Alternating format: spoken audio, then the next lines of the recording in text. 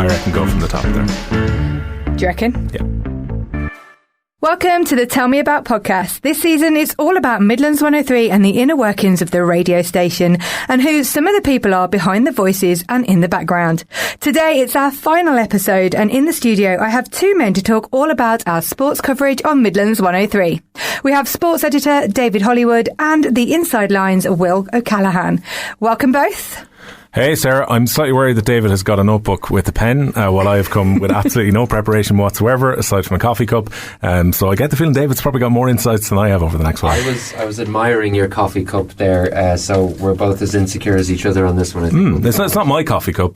This is going to make for wonderful podcast radio, but I picked out the most attractive cup that I could find in the canteen when I came in on the occasion of Midlands 103's 30th birthday. This isn't going out live, but 33rd birthday I should say. This is 1990. I think that's actually Adam C's cup.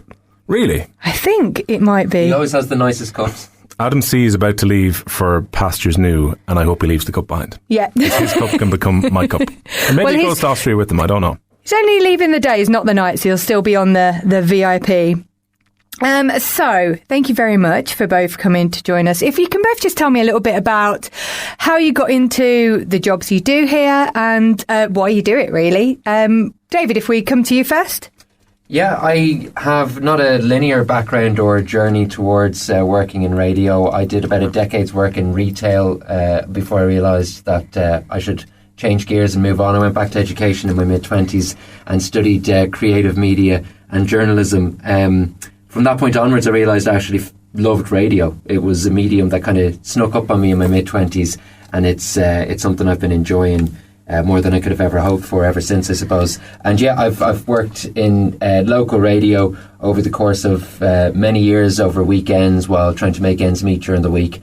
And this radio station, through Will Faulkner and Sinead Hubble, gave me the opportunity to work full-time in the industry, and I suppose professionally I've never been happier in that respect. So tell us a little bit about your role here. Essentially, it's running the sports desk through the week. If there's breaking stories, we need to go through the relevant stakeholders, get our lines of perspective in order, and get the coverage out for people in the Midlands, Laois, Offaly and Westmeath, as soon as is practically possible, obviously, whilst always being accurate. Aside and alongside that, there's a lot of kind of forecasting and planning ahead to make sure that we're well covered off for games, and that would bring me towards working with Will very directly, as he is very much got his eye across the weekend programming. The two of us will be in dialogue often, figuring out where commentators are going and what's being sponsored and what games are coming up, and how to editorially prioritise them. So, well, that brings you to the Inside Line. So tell us a little bit about that show and how that all came about. Yeah, I guess my story in radio is probably the complete opposite to David's, in that the first job that I ever had in radio was here in Midlands 103. So I mentioned earlier about the 33 years. I think it's 21 years ago when I first darkened the door of this place back when we were in the middle of town, as opposed to being in the Access Business Park in Tullamore. But Midlands 103 would always have been my local radio station, and the way I got in was I came in here on work experience when I was in transition year in that year in 2002, and came in initially to shadow the sports and news department. Turned out that I ended up shadowing sport more so than news. Sport would have probably been a passion within my life, but news would have probably been more of an interest at the time. But just as it worked out, the sports editor had changed on the week that I came in on work experience. Ended up coming back for that summer after he thought I was useful to have around the building for the couple of weeks that I was here. And then it turned out that the Saturdays needed a presenter, and luckily, despite my youthful age at the time, my voice had already broken, and I was easily able to pretend that I was much older than I was when I was going on air. And I ended up presenting the match coverage and a 1 hour sports magazine style show that we had on a Saturday evening at the time back in 2002. So I ended up presenting that for a couple of years until I did my Leaving Cert, and I kind of stepped away during the Leaving Cert period, but then ended up coming back. Ended up doing a lot more around the Sunday programme here, which was, I think we were just calling it Sunday Sport, and eventually became the Sports Zone around about that time during a rebranding. and worked kind of behind the scenes on that show as a contributor on that show while I was in college, and ended up taking over that show while it was still called The Sports Zone at the time in, I think, late 2007 or early 2008. It was around 4 years after I'd started here. Had been doing the Saturdays for quite a while, but then moved on to doing the Sundays. And in the various different incarnations of the programme, which have always been a 4-hour kind of live sport run style programme, I've been presenting the show since definitely late 2007, maybe early 2008. I'm not sure the exact date on that. Through to now in 2023. And even when I left the company full time back in late 2016, early 2017, I still continued. I couldn't quite get pulled away, Sarah, from the idea of still being here on the Sundays. So I've continued to do the Sundays since. And yeah, I guess it's always been a bit of a passion project for me, just to continue the relationships that I would have built up over, the best part of 20 years with quite a few of the teams. And, certain things make people feel old. The one thing that really makes me feel old is almost all of the players who were there at the time that I started covering the various different sports around the Midlands are now retiring at this stage. There's a few left out there, but Ross Munley and Niall McNamee, particularly this year, and Derek McNicholas when he stepped away, I was like, they're some of the real OGs who were there as effectively teenagers at the time that I started here. It's a bit like Football Manager, when some of the players that you signed in the game back in 2007 or 2008 start to retire in real life. You start to realise, hold on, maybe I'm starting to get a little bit old here along the way. But that's generally my relationship with here. I was sports editor here for 8 and a bit years, and even after I left, I couldn't really leave, it would seem. Yeah, we never quite let go. No. The show itself, it's a 4-hour sports programme. Generally, for the best part, I think it's driven by live sport agenda, I would say, all bar about 10 weeks of the year, because of just the nature of the way the things wrap around. That obviously you're in an area which is massively Gaelic games driven, I think, as well. There's a huge interest in Gaelic games, particularly Laois, Offaly, Westmeath, and in the sister sports of ladies football and camogie. And we've been blessed at a time when we haven't maybe been all that successful, with still those little nuggets of success that make it all the more enjoyable, with things like the Offaly under-20s winning in All-Ireland a couple of years ago, the Offaly Minors getting to an All-Ireland final, Laois and Westmeath both winning ladies football and camogie All-Irelands during my time at the station as well. And just when I arrived, it was just off the back of Laois and Westmeath being tremendously successful at All-Ireland level at underage, which then transferred to very rare Leinster titles for both Westmeath and Laois in my first couple of years at the station. We've had Shane Lowry win a major championship while I was here. We've had athletes go to the Olympics and to the Winter Olympics. So in an area, where maybe you're not in, let's say, the most successful area, at the same time, those little bits of success have been tremendous to cover over the years. It's been a real love project for me. It's so nice. And also it's so good to hear about female sport and how big that's getting now, especially with the rugby. And coming from the UK, I'm a big Roses fan. Always loved female rugby, and it's good to see that. And then camogie here and everything else as well. It's always good. So David, I'm going to start over with you now with a quick question. Why do you think it's so important for us to stay up to date with the local and national sports? This is the kind of question I always actually dreamt of getting asked, and no one has literally ever asked me that question. So you'll forgive me if I get a bit excited about it. I think it's important because those are the stories from your community. Sport is a medium or a venue or a representation of us, and we can play so many things out that we struggle to articulate in normal day life. So, be it through conflict or otherwise, competing on a sporting pitch can be a really kind of healthy outlet in that respect. And from a local perspective, we cover Laois, Offaly and Westmeath. To be able to tell the stories and of the achievements and the stuff that have become legends in the future, but to be there live as it stands. And, Will ran us through some of the great highlights that he's experienced in the station, and he's such a brilliant pillar and resource to have in the sports department, because he's got that background and experience that I can fall back on. And from a national perspective, you see with the Irish rugby team, it gives everyone just an extra quarter inch in their step the next day. And to be in a position where you can report on that and tell those stories, I think, and I see it as a complete and utter privilege. Yeah. It is. I think working in any radio station and finding yourself on air is a huge privilege. So, Will, you do cover a lot of GAA games. What is your favourite thing? I know you touched upon it, but what is your favourite thing about GAA? and reporting on it? I have a very mixed relationship with GA. I cover it a lot and get frustrated by it in probably equal measure. It's an organisation that just has so many bizarre quirks, which actually does make it enjoyable, because obviously the games are the key to it. As David says, they're the stories that you want to tell, and these are the narratives that really matter. And what people remember is what happens to their team on the pitch, and sharing in those collective moments. I think back about Laois beating Dublin in an All-Ireland Primary quarter-final, when genuinely I felt like our commentary team were on the cusp of crying. I think there may well have even been a few tears there along the way in the day, because Laois had experienced so much pain in the decade before that. I was sitting in this very studio the day that they shipped 10 goals against Cork, and to see that transformation and some of the big results that Laois hurling had got after being at such a low ebb, even the day they beat Offaly in the Leinster Championship, but particularly that sunny day in Portlaoise when they overcame Dublin. They're the type of moments that you really live for, what happens on the pitch, and then off the pitch you just get these bizarre moments. I remember when I first started, Laois got fined, I think, in my first year because 2 players had their socks down when they were walking around the pitch ahead of a Leinster final. And we were ringing the GA president to get comment on the fact that there's this ludicrous thing that a team who have been starved for success at this level get to go to a Leinster final. They're walking around the pitch, and some pen pusher, somebody, has spotted that 2 players didn't have their socks entirely up during the parade before the game. And Laois, I think, ended up getting a fine around it. So they're the kind of bizarre parts about the GA that kind of take away sometimes from the excitement that we see on the pitch. But the thing that I actually really like about GA as well, and it comes back to David's point about the storytelling, is that there's an intimate relationship with these teams that you pick up over the years. And I mentioned how difficult it was.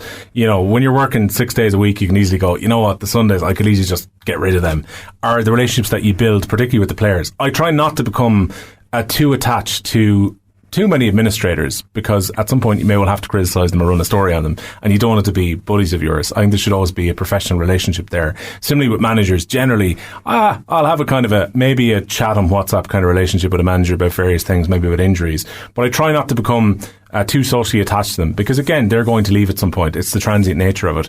Well, a player in all likelihood will be there for quite some time, and I enjoy those kind of friendships that you build up over the years, getting a chance to tell the stories about players, particularly players in this region who give tremendous sacrifices to play for their county, because the vast majority, I think the poll that the GPA did a few years ago for Laois, Offaly and Westmeath was somewhere around the 80% mark, are living outside of the area, so are travelling generally long distances, usually from the cities back to train 3 or 4 days a week and then to play.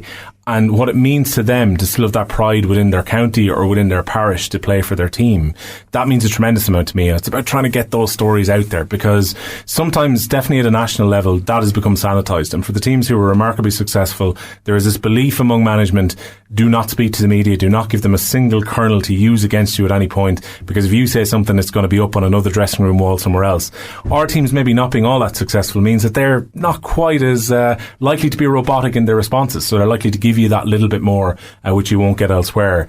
And I love those conversations that we're able to have. And you mentioned about the women's sport, like we've had loads of really, really brave women in this area too. Like I was just last week talking to Jeanette Feary, who was playing for the Ireland rugby team, and went totally against the IRFU when the Irish Rugby Union wouldn't pay for their travel when they went to play a Six Nations match in France. And she had to write a letter to the Irish Times complaining about it to try and get just basic expenses reinstated for a team who were trying to win a championship. And she could easily have become a pariah and ended up being kicked out of the squad at that stage, but she felt that she had to speak up for the people who were around her. And I remember us covering that story at the time, and it's just, they're the kind of moments that really stick out, quite aside from the mundane, which may well be results from last night or putting a piece up on the website to, I don't know, fulfill a certain amount of clicks. It's actually when you get to tell a real and genuine story, or get to the heart of a story sometimes. I remember the Offaly hurling review a few years ago, where there was a report that was put in at a time that Offaly had fallen to quite a low ebb. It had gone down to the 3rd tier in the hurling championship, were struggling in the league as well, and there were people within the county who had come together at effectively their own time to put together recommendations for change, and the county board had not acted upon them, and we got a chance to actually dig into it a little bit, and it ended up coming very much to the fore, and eventually a settlement was agreed which allowed that plan to move forward. So sometimes you can actually be an agent for change as more so than just reporting third hand on things happening as well. Yeah, and it's those big stories as well, especially ones where it's really quite local.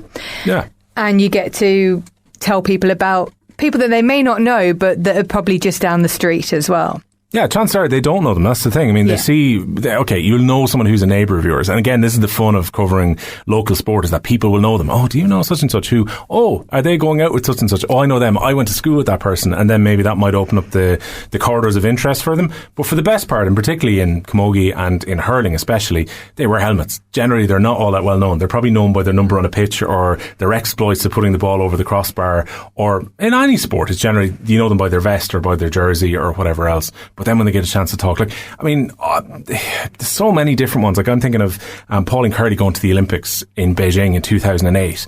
She's over 40 years of age. Just before the Olympics were due to take place, she's on a boat on a family holiday in the Canaries, then gets a call to say that her B time is going to be enough to get her to go to the Olympic Games. Now, she was training away, but not training away to go to an Olympics. And then over the age of 40, she goes to Beijing, and this wonderful picture is captured there where Pauline gets over the finishing line and just kisses the track, because her dream was always to go to the Olympic Games. Yeah. Nobody remembers where she finished in the race whatsoever, but everyone remembers this moment that this, you know, mother who right up until a few weeks before the Olympic Games didn't think that she was going, gets to go to the Olympics and gets that moment. I remember John Evan. God, so many stories come to mind when you think about this. John Evan, we did an outside broadcast, and again, the main reason I remember this, we're sitting in here when it happened. So 2012, John Evan got to the final of the Olympic Games, a bit like Katie Taylor. We were hoping it was going to be 2 gold medals. John Joe was reigning European champion going in, and he'd win the World Championship the year afterwards before he'd go professional. But we did an outside broadcast where we put the speakers up where there was the big screen of John Joe's fight in the final. Now, he would lose to Luke Campbell in the final, but all the excitement was about the fact that everyone in Mullingar came together to see if John Evan could bring a gold medal back to their town. I remember just being here, and there were just shivers at the moment that we played a music package with a bit of commentary around John Evan before the fight actually got underway. And sitting here was a very young Grania Walsh, who was doing a bit of analysis for us with Dima Dimitruk, who's now gone to coach in India in recent weeks, but had been running a boxing gym in Tullamore. And Grania Walsh had taken up boxing very, very recently before that. She was playing soccer for Shamrock Rovers before that. Met Katie Taylor not long before the Olympic Games in the boxing gym at Spartacus in Tullamore. And that was her inspiration to not just go and box for fitness, but to go and box competitively. Now, at this point, she's an Olympic hopeful for the Games coming up in Paris next year. She's just after beating the world's champion Amy Broadhurst a few weeks ago to win the national title. So that's incredible when you think that she was here watching John Evans fight and giving us analysis on it in her late teens at that point, and now potentially she could be going to an Olympic Games next year. And to be able to track those stories from the very start through to the finish.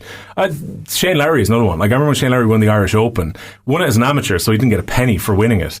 But he got endorsements because he had just gone professional the week afterwards. And I text Shane and I was just like, look, I know it's probably been an absolute whirlwind week and absolute crazy, but do you want to pop in and have a chat? And Shane came in here with his brother Alan.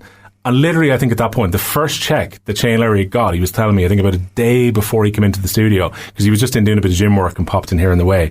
And I brought his brother for the drive as well. Was he had bought a car for his parents because of everything they had done for him along the way. That, like, his dad had taken on extra work when Shane was 13 or 14 just to ensure that he had the golf clubs to be able to pursue his career. There's something quite magic about that he would go on and win his home Open. And we know everything Shane has done since, winning WGC events, winning the Open Championship at Royal Portrush. But to be able to share those kind of early stages of the story, that you can actually go back and say, you know what, a very, very young Shane Lowry was coming in here, no idea how his career was going to pan out. And we were having chats. And, like, even at that point, now Shane is obviously a much bigger star now, but in his early stages in the European Tour, we used to just kind of text back and forth, and Shane would just take a call after his 4th round and come on the show. That type of access isn't available at a national level compared to what you can get locally, where someone knows that they're speaking to their local community. Yeah. And that's why, of course, it's just so important. So if you had one sport, what is your favourite sport to watch, Dave? It's a brutal question, Sarah. David, sorry. No. Let me ask that again. No, I get it. I have an answer as well. I just would like to say every sport. I suppose my grounding and background in sports coverage was predominantly started with League of Ireland soccer and domestic football, generally speaking. And for the same reason as Will kind of explained about this thrill of local coverage and getting the chance to observe people along a path, as it were, and then to be able to reflect on their successes afterwards and know that you were in some way a part of that or a conduit for it.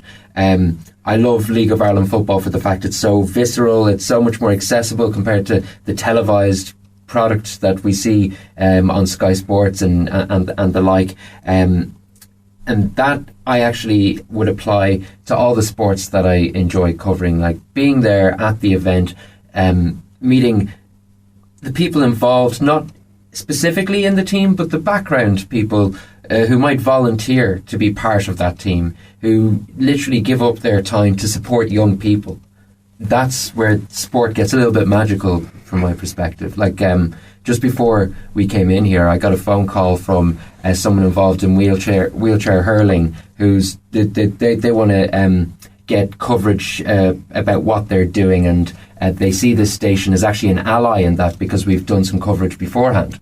And that's both a sense, you get a sense of responsibility when you know, that kind of sense of, okay, you can't mess this up, it's important, you got to get the balance right, because obviously there's things that in an editorial perspective have a certain weighting of importance, and then you have to look broader than that and say, yes, but what is actually the right thing to do, globally speaking, for the welfare both of the sport and the station. And if you're in that zone work-wise, if you're thinking on those terms work-wise, then as I say, it's a good place to be. But soccer, I suppose, is first and foremost in both my experience and my passion. And as Will said, Gaelic Games offers no end of bespoke idiosyncratic entertainment, because it is a very unique thing to observe and be a part of. And it is, I think, the national sport ultimately. And you see so many manifestations of the positive side of our nationalism in Gaelic Games. So, yeah, the ball sports are great. Yeah. What about you? What would, if, say, for example, it was a Sunday afternoon, you had a free Sunday afternoon, and all the sports were playing on all the channels. Which sounds like quite the day, Sarah. I know, yeah. Which channel of which sport would you go, right, that's what I want to watch? Let's see. Possibly Test cricket and the Ashes, maybe, if I could pick anything.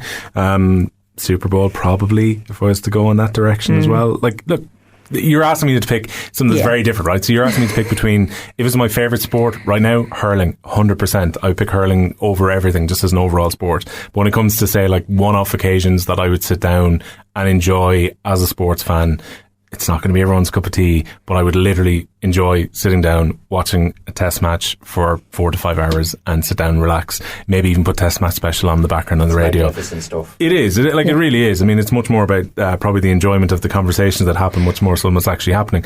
And I would put the cricket on with the TV commentary turned down and enjoy it. But this is the great thing, because, you know, as everyone's probably learned about me in the last 21 years, I hate all of your teams. So generally I'm picking, you know, when we do our broadcast plan, the reason that this game is getting a minute and a half more than the other game is that I hate your team. It has nothing to do with the teams who are actually playing. This is how I come up with editorial decisions, just in case anyone wants to get a real feeling behind the curtain here. It's just sheer hate. It has nothing to do with equality in any way. I'm just against your team. So anytime that you've texted in, or, you know, I receive a tweet saying, how come you're doing this game, not doing this game, whatever else, it has nothing to do with practical considerations, the importance of the games. I definitely do not sit here during the entire show and think, you know, geez, we better go back to that game, because actually I feel we have to balance that off. That game's drifting a little bit. Should I go here? No. It's entirely driven by me trying to annoy you at home. That's actually exactly how it works. So hate-filled. Yeah, that's it, David. I mean, that's what I live for. It's the power of that. It's not the enjoyment of sport. Forget everything that's been said in the last 15, 20 minutes. Generally, it's just I sit at home and I want to ruin your day. That is my plan every Sunday. But yeah, that's the funny part. I mean, I think you're probably doing your job reasonably okay. That for a long time I used to kind of, I wouldn't say suppress or hide, but I generally tried to stay remarkably objective and not even give a huge amount about where I was from. And for a long time, there's actually a few other journalists I would have talked to who wouldn't have known, and they were like, I actually don't know which of the 3 counties you're from. And I always took that as a bit of a badge of honour. Then afterwards, the radio changed, and it was like, we want to know a little bit more about the presenters. So I had no problem just like letting the guard down and look, here's me, here's what I think, here's what I feel, here's what I'm passionate about. But generally, when I started off, I think a lot of people would have had no idea where I was from. I think generally, when you are getting abuse, and it happens, about why X, Y or Z is not being covered, like David was saying, and you're trying to balance so many different things. If you're getting it equally from most counties, generally you're doing a pretty good job. It's a bit like being a referee. You're not noticed, happy days, if there's not a single text. But if you get some and people are saying you're not covering our team, or how come you're not doing this, and generally they're coming from all angles, you will go, well, you know what, I'm kind of equally annoying everybody.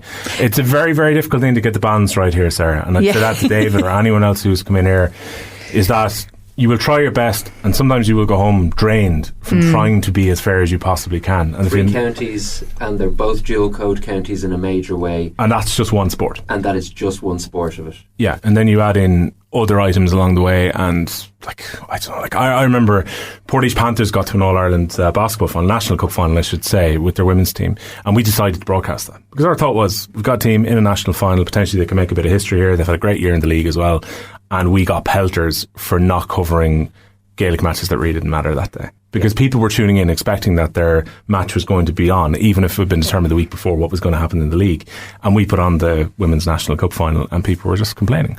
I remember one year we decided to introduce just a little bit of horse racing, which came in, a few live commentaries on the Sunday, trying to mix it up a little bit, you know. And what are the opposition doing? This is what they do on Radio 1, so let's see if it works here on a smaller scale. And straight away it was like, get back to the game. With just every single text that came in. So I'm eternally amused generally by the WhatsApps and by the texts. But one thing that you will learn eventually, and Facebook messages are bad for it initially too, is that you get to a point where you take constructive criticism. I'm not dismissing any of this in any way, but generally you have to find a way of being able to channel that productively, where you go, okay, that's a very reasonable point, it's well made. I would even have emailed back some people or messaged people back and said, look, that's a very fair point, we've dropped the ball here, or we'll consider this in future coverage or whatever else. But then you block out the hate. Like, you have to be able to just read it and kind of almost half laugh and go, you're wasting my time, you're wasting your time sending this in, and just move on. But that's the way we make decisions. I do not envy David at all at the moment, having to make these type of editorial calls. I still have to make some of them at the weekends now, but it's very, very difficult when you've got a couple of minutes, a few hours a day, in order to try and distill in a tremendous amount of news and do so in a fair way, but at the same time try and cover things that maybe are a little bit off the beaten track at the same time, and try and satisfy everybody. Because it's a very short period of time to try and capture the listener's attention as well. And if you play things that genuinely have very, very little interest, while you're keeping that person happy who's mad keen to get their story out there, at the same time there's a lot of stuff that you have to cover just in the general traction of life. But also you've got to remember that the people that are messaging in aren't all the people that are listening. They're representative of about 0.0000001%. Exactly. So if you listen to those people all the time that just message in, you're listening to not even, a centimetre of the amount of people. Like in my current full-time job, we get a tremendous amount of YouTube commentary particularly, and comments that would come in on message boards and stuff like that. And I was like, you would drive yourself crazy if you read and took every piece seriously. It would be horrific for your mental health, because you would go, Jesus, this person is picking up on something that entirely not what I said, or they've decided to bash you based on a 30-second clip that's gone up on social media as opposed to an overall conversation. You have to accept that that's just part and parcel of it. You need a thick skin to a certain extent, but I think you also need to be introspective enough to be able to look at it and go, okay, well, maybe there is a point or a kernel of a point in there. But after a while, if you decide to read all of it, you would feel miserable about yourself. And absolutely, don't do that, David. Will be my advice. It's a tricky balancing act, and I think absolutely. To take the interactions with the public in the right spirit is half the battle. And as Will said, there is kind of pre-guard yourself in the sense that, okay, the bad stuff that's going to come at you is a natural consequence of what you're doing in the first place, no matter what way you're doing it.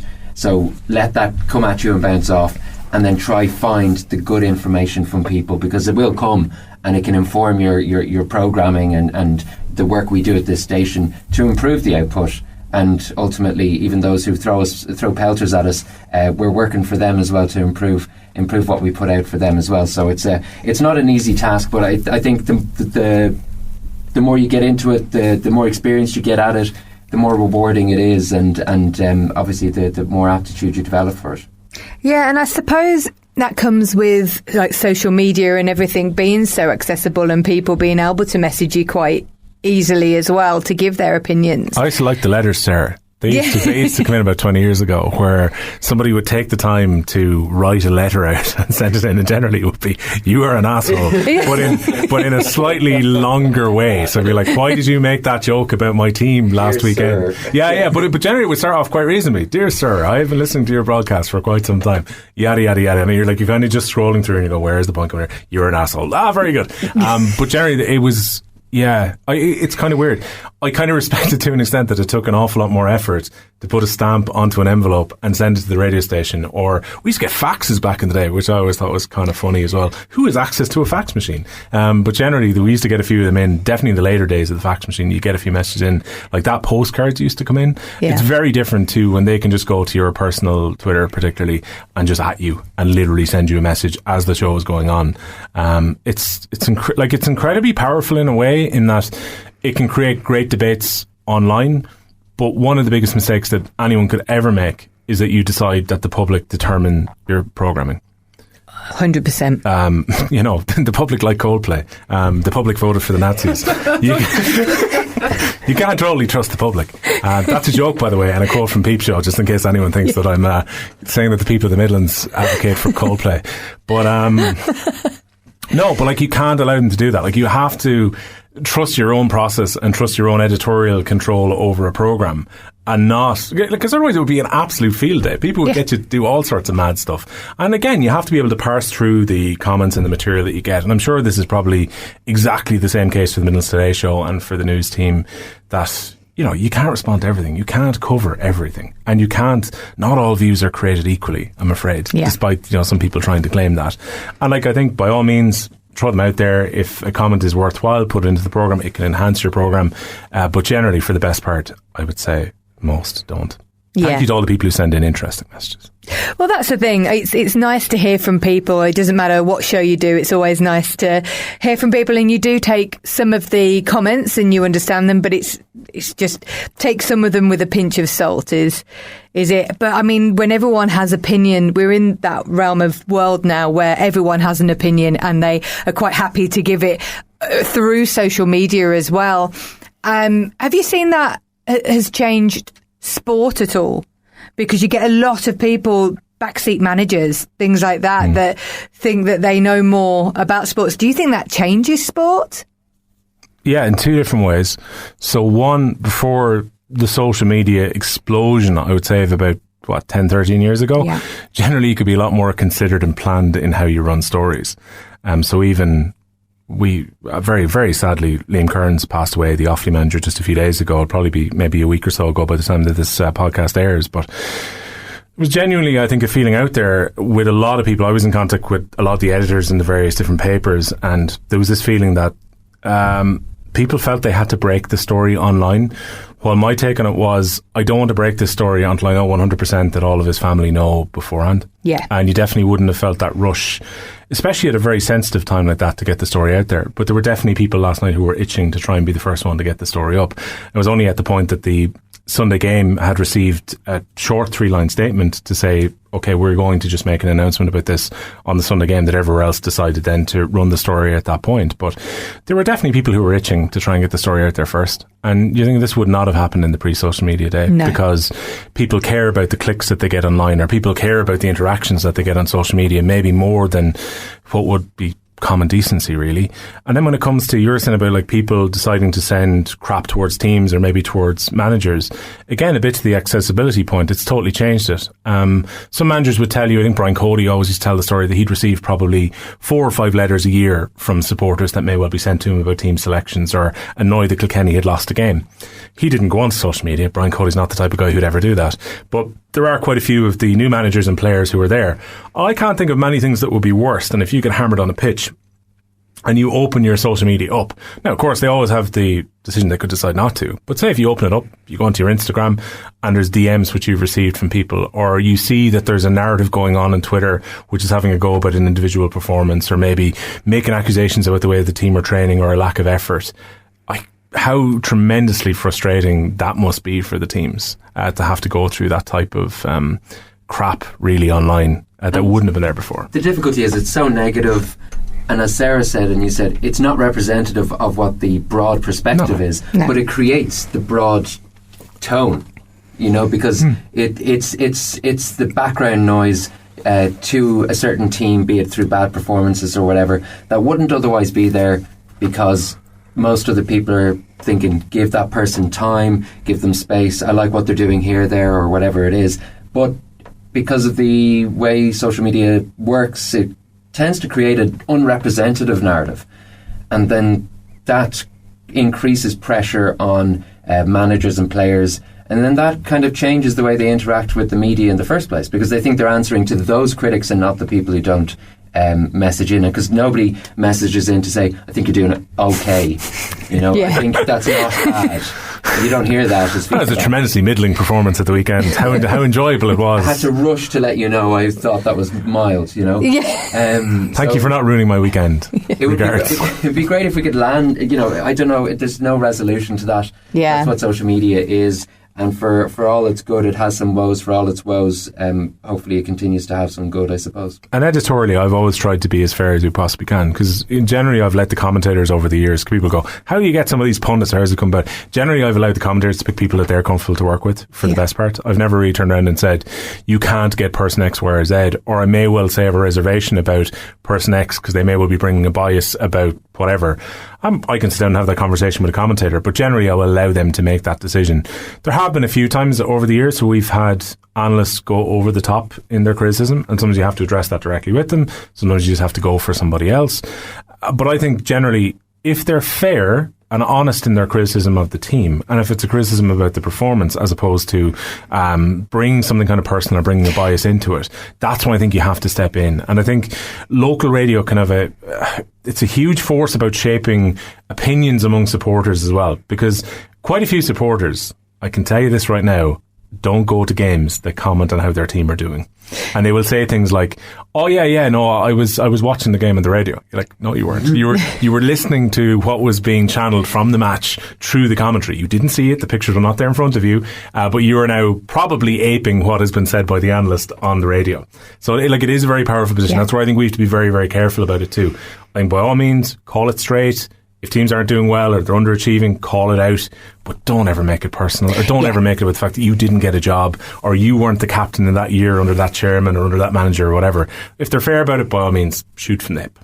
And I think the main thing there as well is to always remember that a lot of these teams, especially the GAA, the boys and girls are young. They're young, so don't, the personal side of things needs to stay out of it. And obviously performance, we can talk about that, but as soon as you get personal, it's not great. And just remember who you're talking about. I mean, again, that probably extends to Oh God, they probably sense you can speak to more for this, David, because you've got a more hybrid role. Like when it comes to politicians as well, like by all means, I think you can criticise parties for their policies or maybe the record of a politician.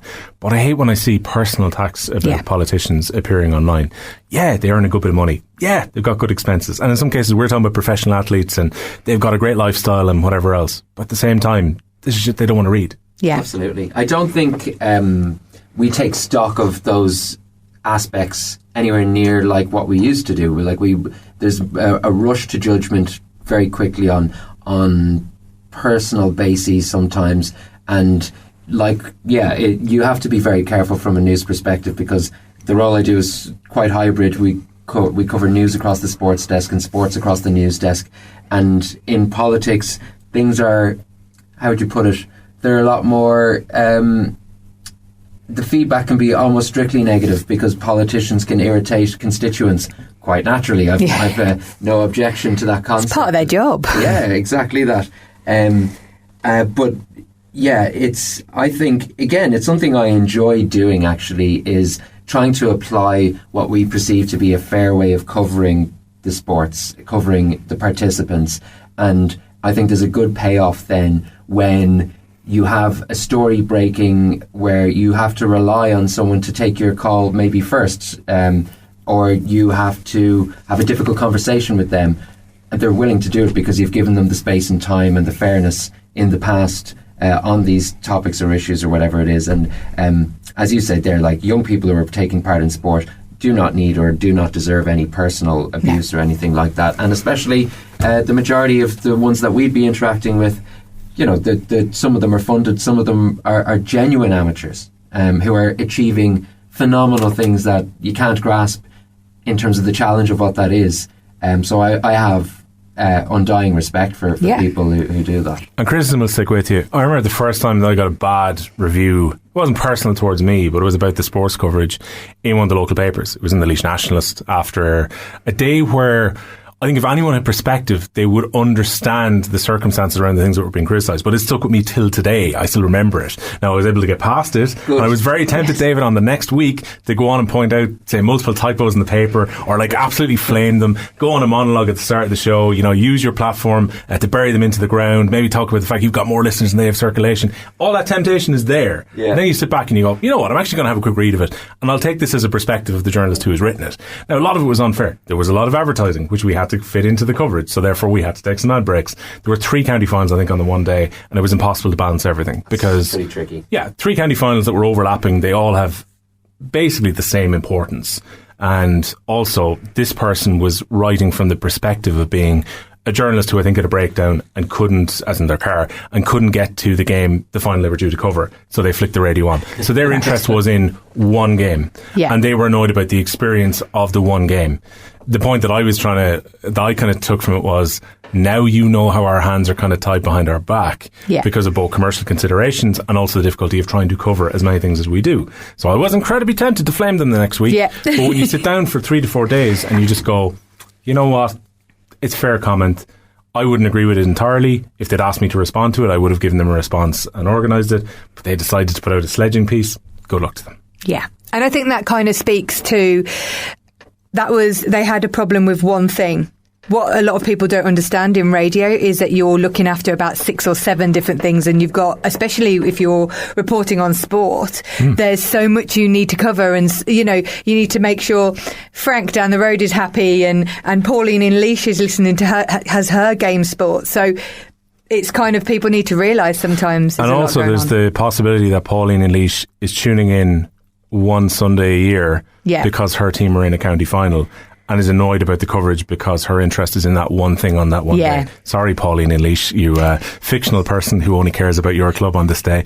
But that's what happens. And there's no way around it. I mean, we've tried to change this around, and I think bringing in things like online streams to provide uninterrupted commentaries over the last while.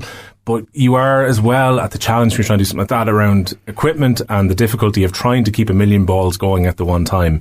And sometimes I think people don't see this as an extra bit of the service and see it as now a minimum standard, and that's its own difficulty as well. Well, it goes to show some of the silver linings of social media in that we are able to diversify full coverage of inter-county matches, of club games.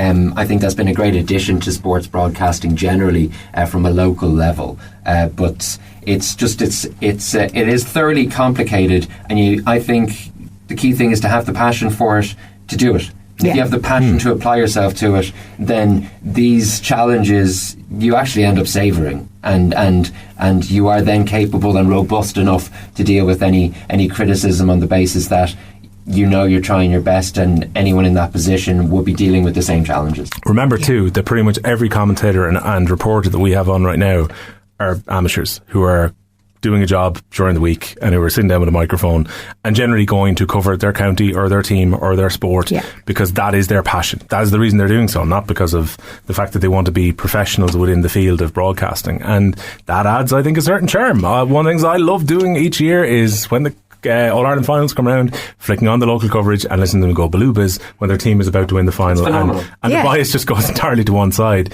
And who cares? That is the whole point. If you cannot be biased on local radio, what is the point? Well, that's the thing, and it's the passionate people talking about a passion that they love.